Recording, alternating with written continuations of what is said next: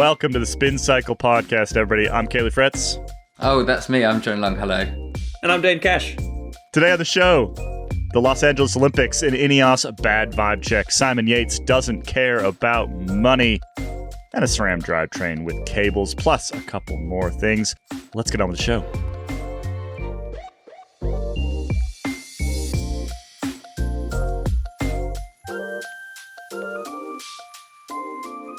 Gentlemen, it is the dawn of a new era. How do you feel about the intro tunes? As long as you're not disappointed that I missed my cue after you just told me, then we're all good. I think the tune's all right. I imagine some people are going to hate them, but that's what new music is for.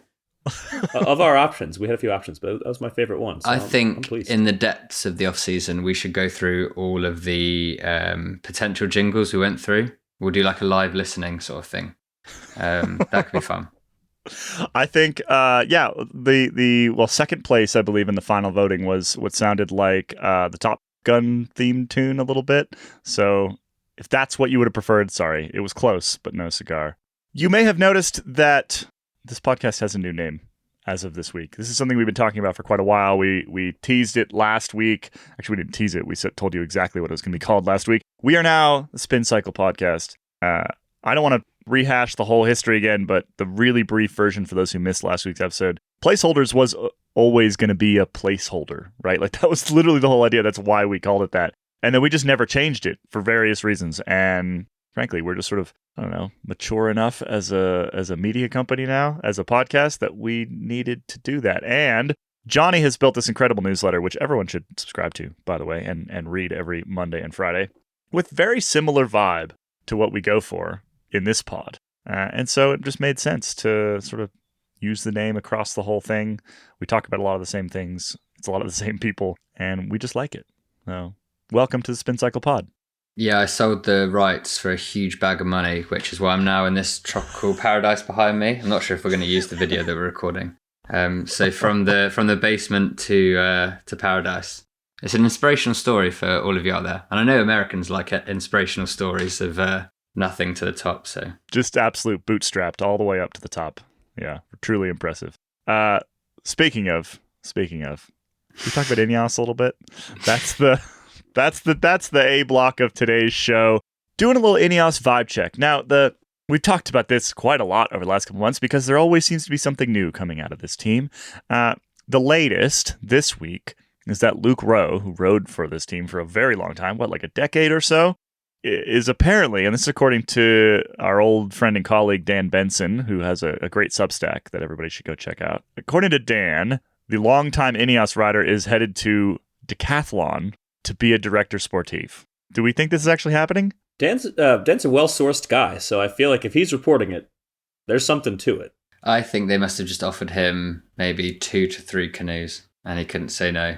You know, down in South Wales, there are nice parts of it. You can head out on a calm day. No, this is like news that you'd expect to come from one of those Twitter accounts that are doing the rounds at the minute, where they're made to look like reputable journalists or outlets. None of us have had any made of us yet, weirdly.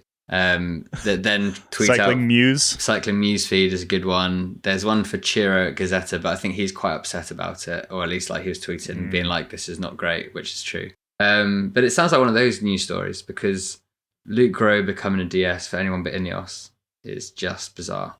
What could have happened? Because the reason he hasn't raced is because he had a bad concussion, right, in the spring. And he's too far to the end of his career that it's like not worth the risk.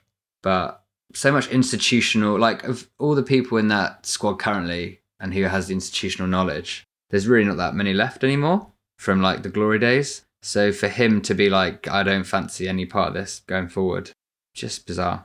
It would be one thing if he were going to like UAE or Visma, and then you could maybe make the argument like, he's a hot commodity. Everybody wants him as a sports director. They had the money, and they were the ones that attracted him over. I don't really see Decathlon like winning a bidding war with Ineos for Luke Rowe's DS skills. They got money now, though. They got all those sporting good millions, stacking them up. They've had an all right season. I mean, if you're gonna would you rather, if you're a rider or a DS Dane or just a human, would you rather work for Decathlon with Pierre, our good friend, the press officer?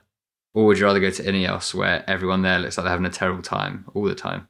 I mean, it's a tough call. I don't, I don't know how much I'd really love to work for Decathlon. I feel like we've seen on television docuseries that are out there about the vibes in that team. I don't know that the vibes in that team are that great, actually.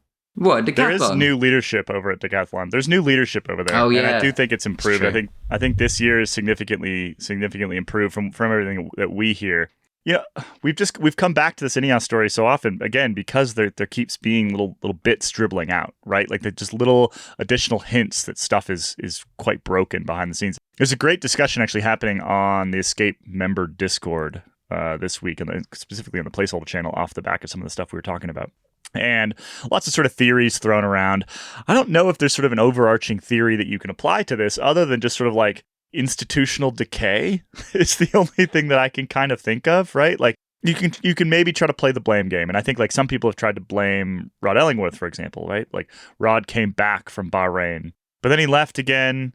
And like this whole, like, I don't think you can place it just on any particular individual. It just feels like, yeah, there's sort of like strange cultural decay over there. The other thing that was brought up by our members, which I think is a very good point, and we talked about this in the spring, I think, is that the other thing that happened around the same time that Ratcliffe came in with the Ineos money was that GB Cycling lost a lot of its funding. And I think people forget that this was basically half national team for much of its strongest era, right? So like they were kind of leaning on the institution of GB Cycling and the sort of the performance of GB Cycling. And a lot of riders were sort of going back and forth. They were sharing like performance staff. There's a lot of working together in that whole time period. And I wonder if that's also part of the sort of performance decline, is that like, are we sort of wrong in saying, oh, well, Dave Brailsford left and then the whole thing fell apart?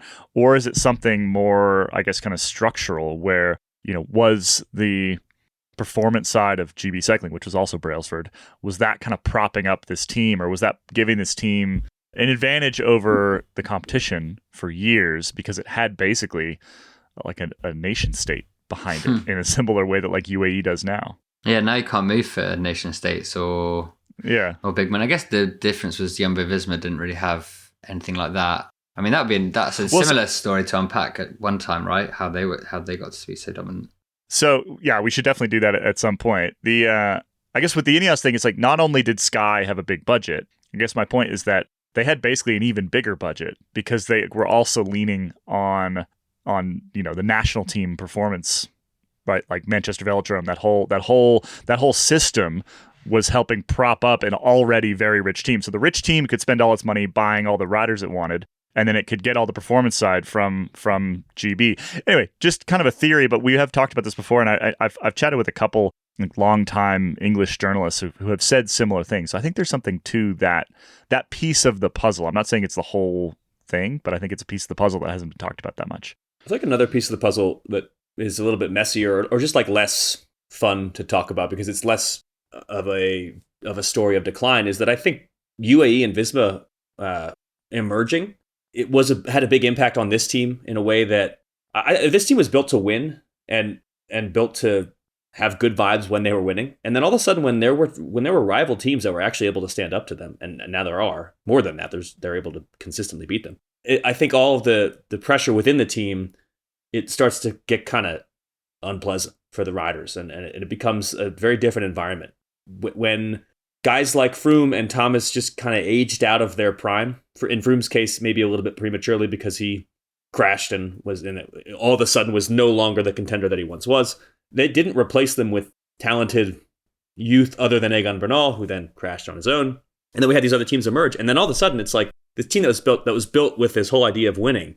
Now everybody in that team is under this pressure that I think is a pretty unpleasant place to be when you're suddenly not winning Grand Tours anymore. And I feel like that's probably no fun. The vibes were also sometimes a bit toxic when they were winning because they were all trying to beat each other. Like the Froome, Wiggins, even Geraint Thomas, Egan Bernal was a bit like interesting there for a time.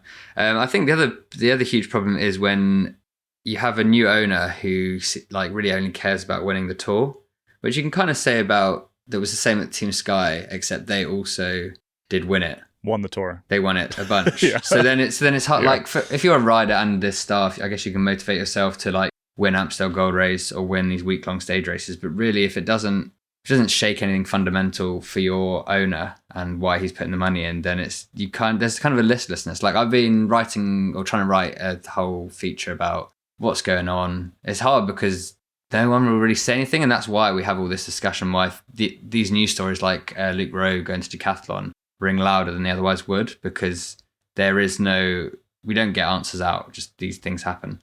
And when you look back at when they were Sky and stuff like that, there was such better narratives of why they were doing things. Like with Sky, they did like rainforest rescue stuff, and there's a whole like tying money to planting trees, or like the whale thing. Do you remember that with the whales on the back? Oh, yeah. Or even just trying to win the Tour with Bradley Wiggins as like a rider from the nation. Like all these things are much easier for everyone to buy into, I guess, around, like not necessarily within the team, but around it, like fans or media. It gives a sense of purpose outside of just racing your bike fast, which maybe it's I'm either overstating it or it's something that we don't consider enough. I'm not sure.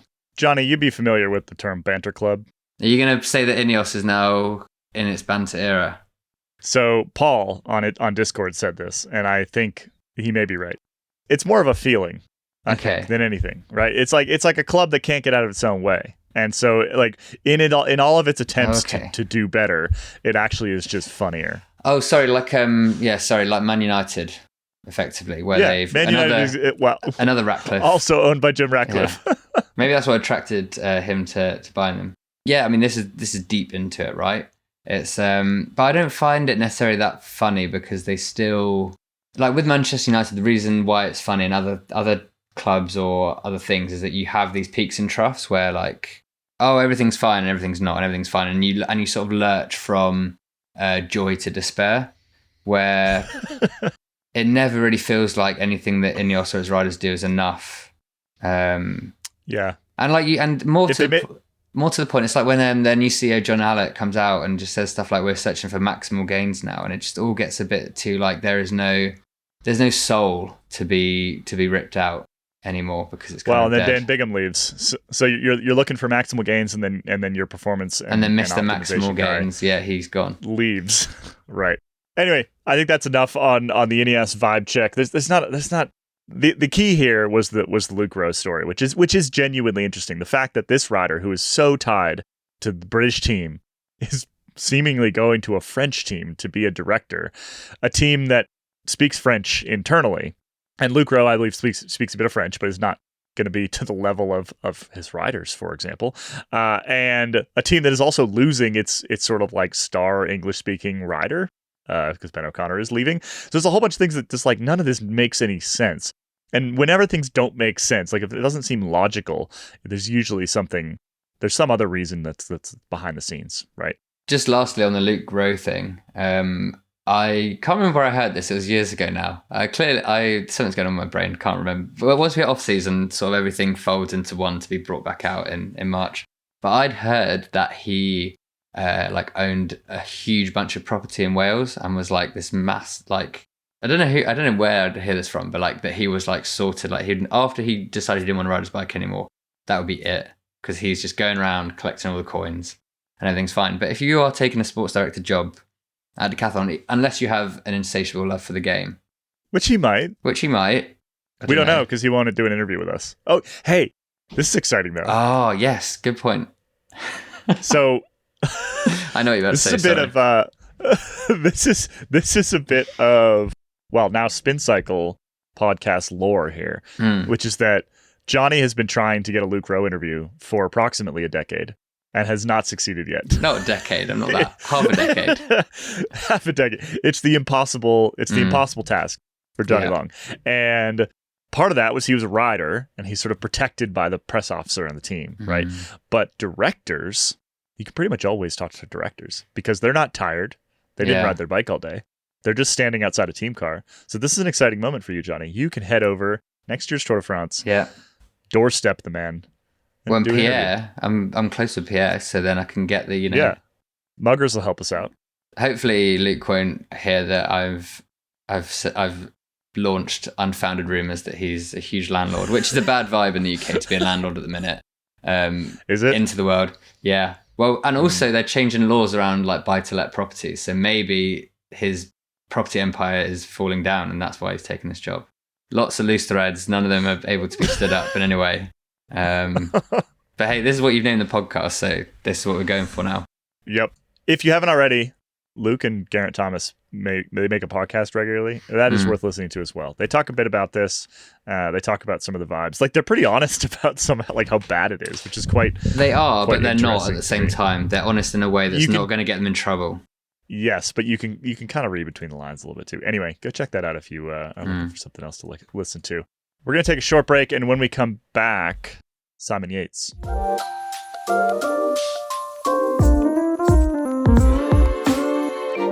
Welcome back. Just a little, we got a couple news hits here. We got Simon Yates, we got some Olympic updates, we got a little Mara Giannetti quote. But the first one here, Simon Yates, Yates is headed to Visma Lease Bike. And the thing that kind of caught my eye here, and I guess this is somewhat related to the Ineos discussion actually, because it's like kind of the same general theme, is that he's going and he's taking a pay cut to head to Visma, which now it's tough to say. You know, he is in sort of the latter part of his career. He's maybe not fully on an upward trajectory anymore. He's sort of like fully accepted his role as probably some sort of kind of super domestique at this point, right? But still, and I remember this happening in sort of the teens as well with Sky. Riders going to these big teams specifically because they feel like it might make them a better bike racer and are willing to take a pay cut to do so. And I just think that's interesting. I think it's interesting that Yates, who's been around the block a couple times, has done quite well for himself, has won some big stuff, has made this decision. Well, I think Visma in particular has done a really good job, even if there was some drama last year, of showing that you can come to this team expected to potentially pitch in as a super domestique here and there, but then also get your chances. I mean, look at Matteo Jorgensen, and even look at Sepp Kuss. Like, yes, there was drama and intrigue around it last year, but at the end of the day, he won a Vuelta. And you can come to this team and not just be put on pure mountain goat duty, the way that you might think a Sky rider in, like, as you said, the mid-teens was going to be doing. At Visma, you're going to get your chances, and they work pretty hard to make sure people get their chances. And it, like, particularly Wout van Aert, I think does a really nice job of making sure that his teammates get their chances. You know, like he'll give Christophe Laporte a win here and there. And Vingegaard too, I think, is cognizant of this at all times, making sure his teammates are getting their chances. And I think with that in mind, it makes plenty of sense to me. It's also not to completely pocket watch Simon Yates, but it's going to be a pay cut from a lot of money to like slightly less a lot of money. A lot of money. Like he's been at the team for 11 years, probably signed on a decent wage, right? Because there would have been at least some bidding between various teams, maybe even Sky at the time. And then for years, he along with Adam was like top GC rider. I mean, he won a Vuelta, so then after that, you're as a Grand Tour winner, you're going to be figures. Yeah, easy. Yeah. And then probably I was like estimating like back of napkin sort of thing. So probably between like 1.5 to 2 million euros, you'd think, for Jayco, that with that sort of like mid-range budget accurate. team. Yeah. And then super domestique at the super teams earn probably between like 750k to €1 million a year, you'd say. So I mean, once you've got like Yates probably has 10 million in the bank. So after you've got that, then like you can kind of just do what you want, right?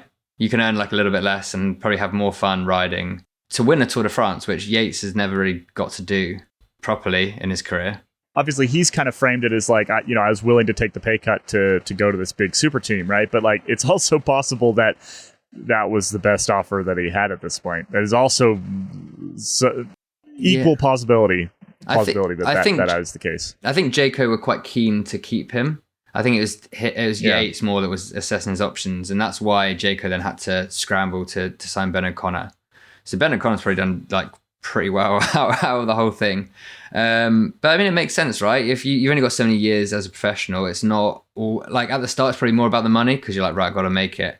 But then after a while, it's like when you have athletes go and like ring chase, as it's called. So you go and join like a really good team on a lesser financial deal just because it's more fun and there's more things to life than money. Who'd have thought?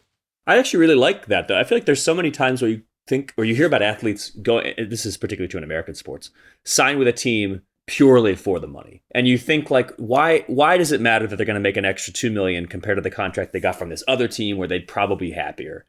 And yet at the end of the day, they so often, again, in American sports, it's like they go, I guess I'm not going to shit on a specific city, but like you can think of so many athletes that are like, Do it, Dane. Shit on the cities. Absolutely not. Shit on the city. They get paid an extra $2 million. Chicago. Oklahoma Thunder. Okay, the Thunder is like, I mean, they were ring chasing for a time, right? And so that, but fine. Other times it's like, yeah, you got to go to Oklahoma. Or, I'm not, because I feel like all these cities are kind of roughly in this Midwestern zone, and I don't really want to shit on them. But there's a lot of teams there where it's like, okay, you're really going to go to Cleveland for an extra $2 million? Cleveland's great. When you could have gone to LA. I'm here to defend Cleveland, Dan. You know? You shut your mouth. Cleveland's fantastic. But yeah, at the end of the day, it's nice to see an athlete maybe think more like the rest of us, where it's like, oh no, I already have a bajillion dollars. I'll go somewhere I can win and be happy. It's the shift into thinking about legacy, right? Like it's a shift into thinking about like who's going to remember what I've done 10, 15 years from now, or like how am I going to feel about what I've done 10, 15 years from now? And I think Simon, like I said, Simon's won the big stuff that he's going to win, and so his decisions now are basically to either sort of, I guess, kind of sort of slowly peter out and go from, sort of 3rd, 5th to 7th, 8th to 11th, 12th, and like just do that a lot of GC riders do, because it's the inevitability of time, the slow march of time that comes for us all. And instead, he goes to a team where he can basically Sepp Kuss it now, right? Like he can be that guy. He can be that level of profile. And Sepp showed even well before he won a Vuelta that being that rider can actually make you more important than just being like the last man standing for your own team, right? For to be the GC guy that finishes in 5th or 7th or whatever. So I like it. I like it as a move. I like the fact that if he is doing what he says he's doing, he's sort of chasing the big team, the big performance. I think it makes a lot of sense. And like you said, I think more riders, actually, I would say a lot of riders do think that way, particularly in this part of their career.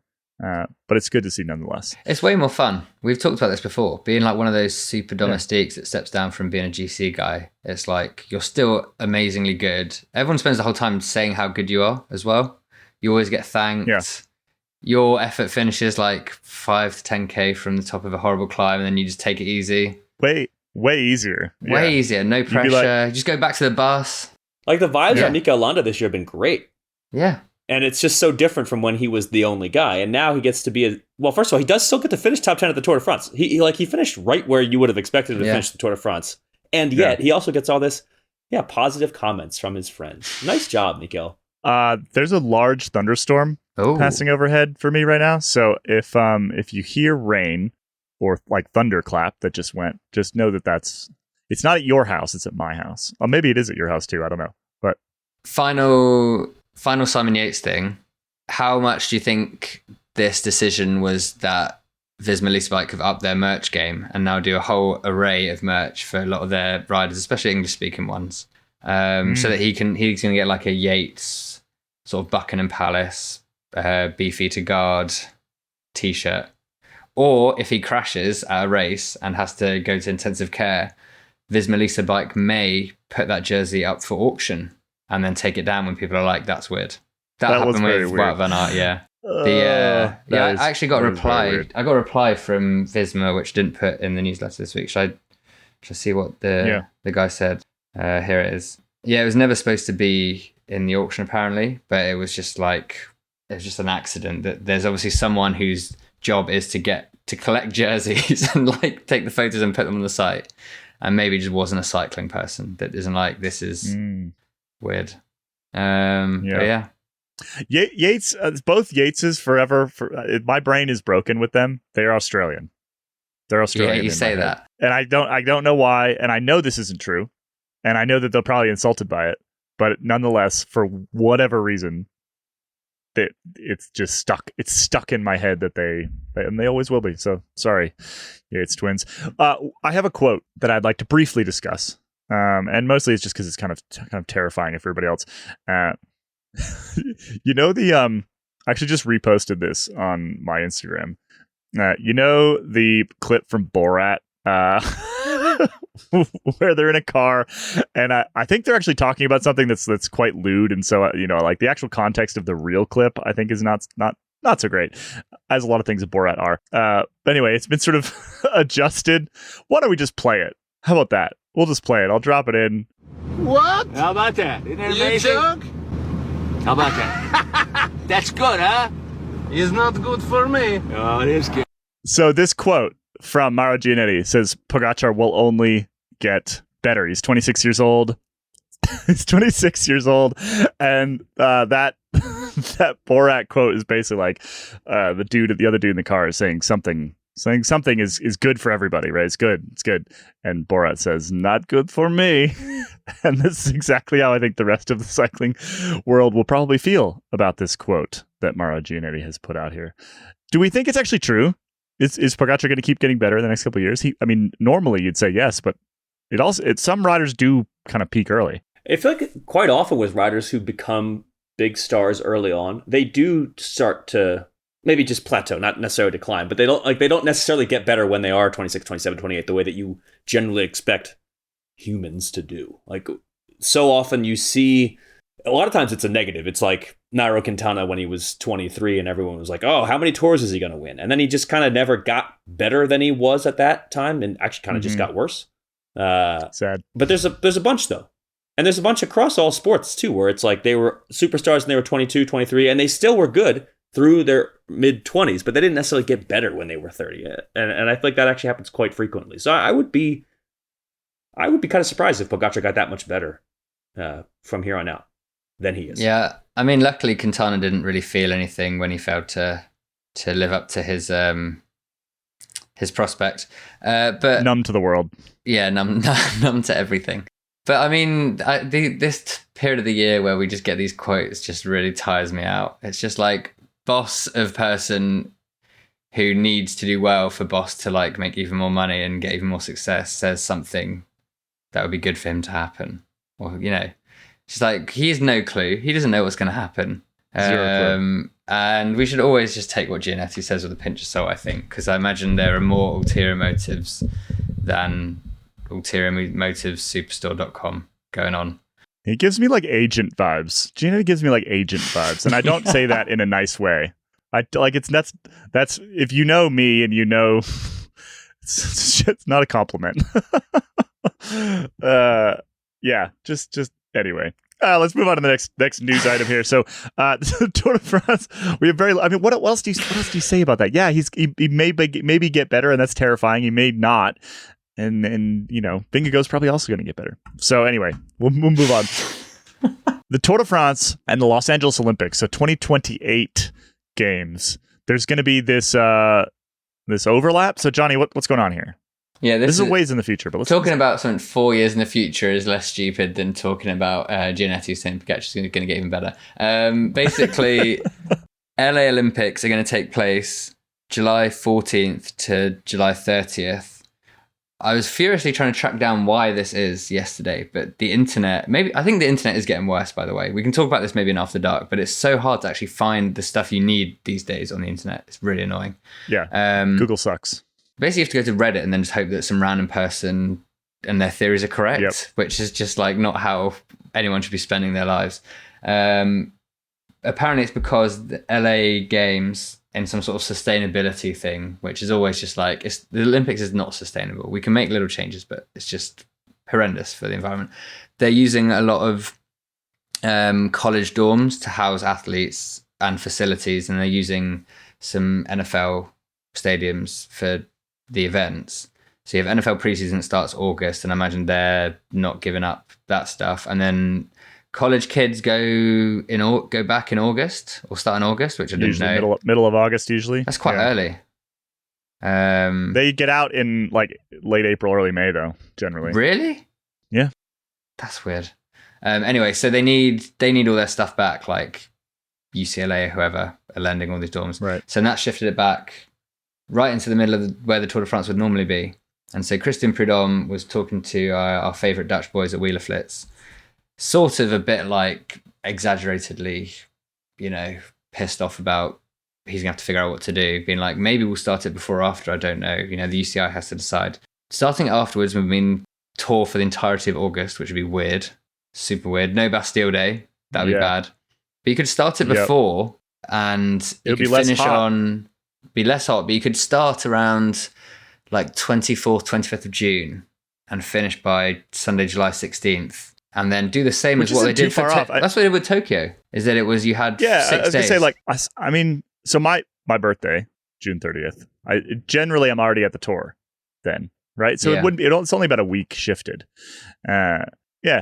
Well, probably not a massive deal. More than just I'm being annoyed. Yeah, I always think the sustainability stuff with the Olympics is really funny, right? Like the cardboard beds that they keep talking about. Like, so they build all the beds out of cardboard, and then the entire premise of the entire event is to have like the entire world fly planes to this one place to go watch people do sports. Yeah. Like the whole thing is just, I mean, okay. Also, it's cheaper. It's cheaper to use it's like the dorm rooms that exist rather than make new dorm rooms. That's the other point.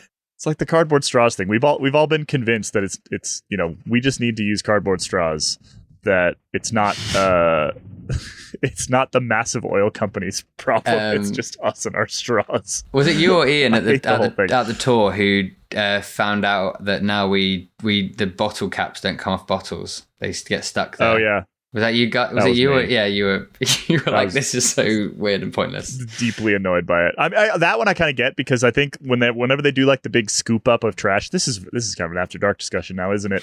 Whenever they do like scoop up of trash in the Pacific, you know how like they have like big trash islands out there? It's always full of stuff like bottle caps, right? Yeah. So I'm okay with it all being attached, and maybe it's more likely to all end up in a landfill, but. We've really gone off. What are we talking about? Here. Oh yeah, the tour. It's in 4 years' time. It'll be fine. More importantly, with the tour, 2027, British Cycling are trying to get the Grand Depart to these sunny shores. So I could be hosting you all for the start of the tour, which would be fun. I mean, that was awesome last time. I think that was one of the best tour starts that I've ever been to. And yeah.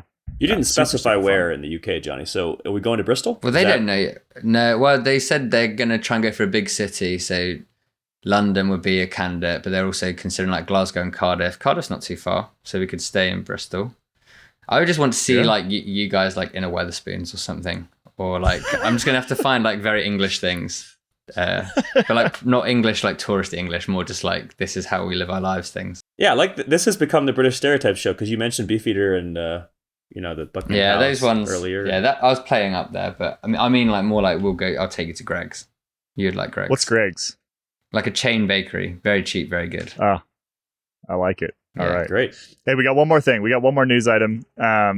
Unfortunately, I've invited 2 of the wrong people on this podcast to discuss this particular is this the drivetrain thing? Okay, I'm gonna go. I'm gonna go make a cup of tea. Beats me, Dan. So here's what's going to happen. I'm going to tell you, listeners, what's happening, and then there's going to be no discussion of this whatsoever. I'll discuss it. Johnny and Dane I'm going to come up with some questions. I'm going to come up with questions for you, Caleb. Well, I don't have that many answers, so what we've got is our good friends over at Pink Bike. They put a spotted post up, and this is like a proper grainy photo. Terrible light. Love it. None of this like quote unquote spotted that looks like a PR image. Like none of that nonsense, right? We've got a pure spotted image of a SRAM transmission derailleur with a cable. No way. Going into it. Which, for anybody, if you don't understand why that's weird, it's because SRAM has been pushing really, really hard into electronic drivetrains for quite some time. Basically, every sort of mid to high level drivetrain they put out has a battery, right? I've made my opinion of batteries known previously.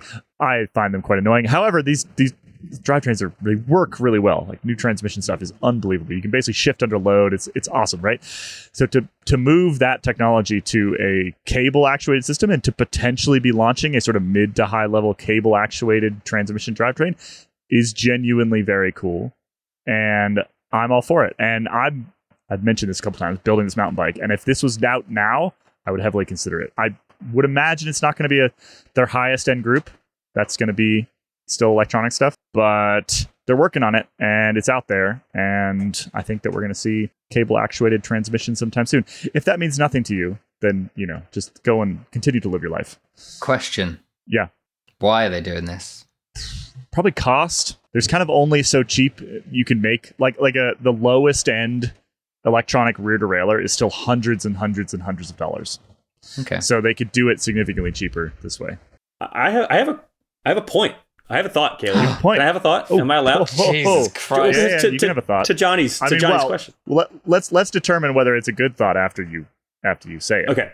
The thought is, Okay. I mean, is it possible that this is what people want in terms of Johnny's question? Like, people want mechanical. I'm still riding rim brakes with mechanical shifting, and there's a lot of people out there who like that kind of thing. You know, Same. like that. There are. I don't know if I like it or not. I don't know the difference. So first of all, that is a great thought, Dane. Well done. And I think the reality is that probably it's a very vocal minority like myself that really like mechanical drivetrains, and that buying figures suggest that no, pretty much everybody's trying to get an electronic group set at this point. So I think that, yeah, again, I wouldn't expect this to be a super high-end group, but transmission itself, the sort of the design of that, which uses a different type of derailleur hanger and attaches to the bike slightly differently, basically. It's a good application, I think, for a mid-tier cable-actuated group set for a mountain bike. So I think it will be good to have the option, and I do think that there are some people out there that want it. But I think mostly it'll be a cost play. That would be my assumption. Good tech talk, guys. That's enough of that. Good tech talk. Good tech talk, guys. I'm proud of both of you. Also, so in the screens that we're looking at, you two just kind of looked at each other, which, like, you're not in the same place. Yeah, you're not in the same place, but you're next to each other on the screen, and you just kind of looked at each other like, "Nice work, Dane." Yeah. It was great. All right, we're going to take a quick break. When we come back, actually, I'm going to pop on with Ian Treloar, because the last news item we've got for today is that UCI president David Lepartien is running for IOC president, International Olympic Committee, the big dog. If you recall, Thomas Bach, he would be giving a speech to the world at the start of the Olympics. That's the level of position we're talking about here. So Ian and I are going to talk about it when we come right back.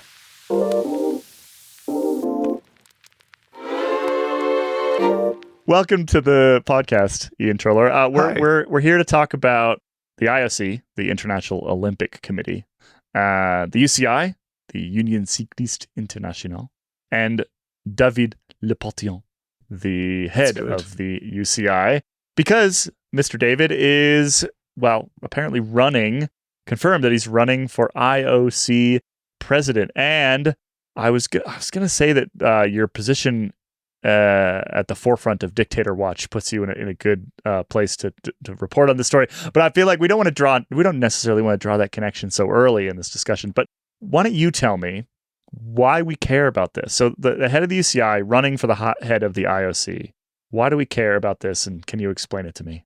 It has interesting implications for the governance of cycling, both in terms of whether cycling can get more events into different forms of the Olympics, and also in terms of who's actually in charge of the International Cycling Union if David Lepartien is successful in his bid to become IOC president. But the IOC is not a very transparent organization. They'd probably disagree. No. But there are so many weird rules and regulations and revisions to those regulations for the election, which mean that this is not a clear process in any way whatsoever. And there's just hurdles thrown up for various people left, right, and center. So it's actually quite complex to work out what people who are standing for the election, what their chances actually are, because there's so many little nuances to it. So can you describe, you said the process is murky. Is there a way to describe what this actually looks like? So I was reading that, for example, there's like, you can't campaign, you can't hold like public events of any sort. Who actually does the voting? Like how does this actually work? So there's the IOC members who are elected as IOC members. There's also people who are IOC members who are not full individual IOC members, but are IOC members by virtue of being president of an international federation. David Lepartien falls into that category. And there's also people who are elected to it by virtue of being involved in their National Olympic Committee. David Lepardien was not elected to the IOC by virtue of that, but he is also the president of the French National Olympic Committee. So there's these interesting distinctions between who is like they're all proper IOC members, but there's eligibility rules that you cannot be simultaneously the president of the IOC and the president of a sporting federation. So if Lepardien becomes president of the IOC, he has to stand down as a member of the UCI, as a president of the UCI. But he also can't actually stand for the president of the IOC unless he becomes like a full member of the IOC instead of the cycling federation version of it. Okay. Does your head hurt? My head hurts. Oh, yeah. I actually fell asleep 3 times there. Okay, so cool. he's up against what? Sebastian Coe. Yes. Right. And Juan Antonio Samaranch Jr. Sebastian Coe, he's the head of the World Athletics Federation, right? Yeah. But both of those two maybe can't even run due to age or tenure considerations. So we don't need to get into like the sort of minutia of how this actually happens, because frankly, I believe it is probably safe to say that it is convoluted on purpose. So let's just present a hypothetical. Let's just say I, Kaylee Fretz, run for president of the UCI at some point, and I win, and I become president of the UCI, and I am following in David Lepardien's footsteps. I'm a member of the IOC. I want to become IOC president. Why would I want to do such a thing? What is in it for me to become IOC president? Well, if you hypothetically were extremely ambitious and wanted to be the top dog of not just your sport, but all sports. I run a small to medium-sized media company, Ian. I'll have you know. Well, so it's that cutthroat, but dialed up a bit more. Okay, a little bit more. So I think in Lepardien's case, there's probably ambition. Hopefully there's some well-meaning love of sports. He has spoken about how he loves the Olympic movement, which is definitely a stance that somebody could take. So I think that, it's a pretty sweet gig, I would say. Can he be president of so many things at once? He has simultaneously had about 10 jobs at the same time for most of the last couple of years. So I think theoretically he is capable of doing that, but it's actually pretty unclear, and I've sought clarification on this because I don't actually know whether his UCI term or his term with the French Olympic Committee would be required to end if he's admitted as an individual member of the IOC, which he needs to be in order to be elected as president of the IOC. So that could mean that as soon as early next year, he stands down as UCI president. I think that that's probably unlikely, but by March, if he wins the election, then we would need a new UCI president, which would probably be one of the vice presidents. Enrico Della Casa is a likely candidate, stepping up as UCI president in the interim until the UCI Congress, which is in September next year. So I've just done a little bit of Googling to try to compare the IOC system of governance to sort of other systems of governance. Please. So according to this, obviously this blog that I'm reading is going to be the bastion of truth, but it does say that is quite close to an oligarchy. The election processes are often likened to an oligarchy or possibly an aristocracy. Would you say that is accurate? I mean, they're words. It could be.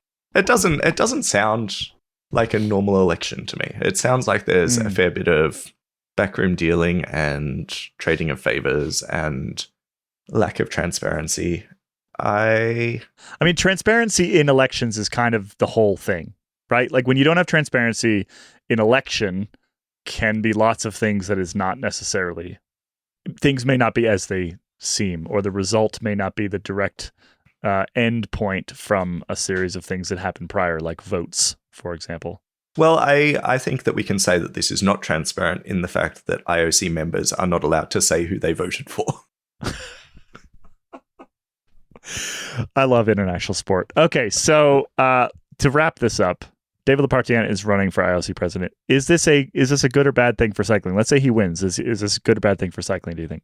As somebody that has been critical of David Lepartien in the past, I think it actually has scope to be both a good thing and a bad thing. On the good side, he has been making moves to try and get cycling events into the Winter Olympics. There's been some trial events of cyclocross on snow. And if that is successful, then cycling would be the first sport to be in both the Summer and the Winter Olympics. So that is kind of cool. I think that's a terrible idea, personally, but it's sure. very silly. It's very silly, It's but really it silly. is fun. Mud is not snow. Anyway, we don't need to harp on that. Continue. The UCI has also introduced snow bike, which is like a downhill mountain bike subcategory. That is sick. Which is, well, it's also a bit silly. But anyway, that is another sort of Winter Olympics leaning version of cycling. He's also been quite heavily involved in the negotiations for France's candidacy for the 2030 Winter Olympics, which will be held in the French Alps. So he's kind of straddling this world of the summer sports, the winter sports. He's also in the chair of the Esports Commission, which means that he's been instrumental in getting the Olympic Esports Games, which will be in Saudi Arabia, off the ground next year. Where else would they be? Well, of course. For the next 3 Olympics, by the way. For the next 12 years, they'll be there. Probably just as well that they're indoors. So I think that he has a lot of irons in the fire, and it could be a good thing for cycling to have him at the IOC. And it could also be a good thing to have some fresh blood at the UCI. I was thinking back to the opening ceremonies of the Paris Olympics just a month and a bit ago, right? And Thomas Bach stands up and he does his sort of speech, and he's a terrible public speaker. So like everyone's falling asleep while he's doing this. And all I could think of was if that was David Lepartien and whether he threw in some sort of random line about an Australian drinking beer into the Olympic opening ceremonies, and how great that would be. For anybody who doesn't know what I'm talking about, David Lepartien once directly accused our own Ian Treloar. What was it, of sitting around drinking beer in Australia? Is that what you were accused of doing? Yes, doing nothing. Yeah. Doing nothing, sitting around drinking beer in Australia. Yeah, I like that I occupy a certain amount of space in his head rent-free. All right, Ian, thank you for that explainer. I'm not really sure I understand any better than when we came into this. But again, I think that is the point. So this is something that we're going to keep an eye on because it is actually a big deal. It's a big deal for cycling. It's a big deal. Like the IOC is a massive, massive organization. It's just a big deal for world sport in general. Frankly, I kind of like, it's sort of like a devil you know, devil you don't kind of thing. I like our guy being at the IOC. Like we kind of know what he's up to and how he operates and things like that. I'm kind of okay with that because, like, let's be honest, anybody who ends up in that position probably have a similar vibe, and at least we know David Lepartien's specific vibe, which I think is important. And like you said, I think that like some new blood in the UCI wouldn't be the worst thing. Does he actually have a shot of winning? I think he's up there. So sources tell me that Kirsty Coventry, who is a Zimbabwean swimmer, is a favoured candidate by certain people in the IOC. I think that Lepartien is pretty cozy with the current leadership. Sebastian Coe probably was the front runner until some rule changes popped up like the week before the candidacies needed to be announced, which would appear to make him ineligible on multiple counts. But weird how that happens. It's so strange how these rules just poof, they just pop out of nowhere. Just some new rules which mean that people can't actually run unless they get. And the fact that he had some sort of tiff with Thomas Bach had nothing to do with the fact that these new rules had just come into place. It's a total coincidence. Okay, but there are also, because it's a very opaque organization, there's also ways that you can get around that by you can get special dispensation to just sidestep that. So even when it appears that by the rules he cannot be the thing, he might be able to be the thing. We don't know. Isn't this fun? I'm running for IOC president, everybody. And me. And Ian as well. Yeah. I think that would be even better. Yeah. In fact, if you ran against David Lepartian, that'd be fantastic. I'd be crushed. So, yeah. Thank you, Ian. We'll keep this story top of mind, and we'll come back to it when we have more.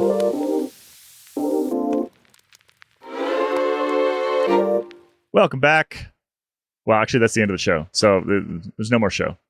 I hope everybody enjoyed. We're going to head into After Dark, and we have a big, important question to answer. So last week, we discussed the Mount Rushmore of cycling kit, or was that 2 weeks ago? I can't remember. Anyway, a huge amount of discussion of this on Discord. Lots of other great options.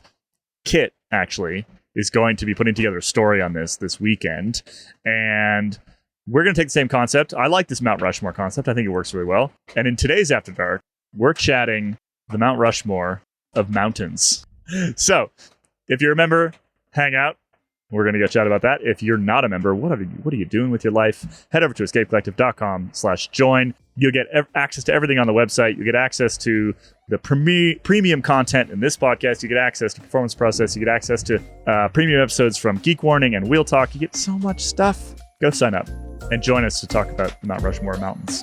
Heading into After Dark. Bye, everybody.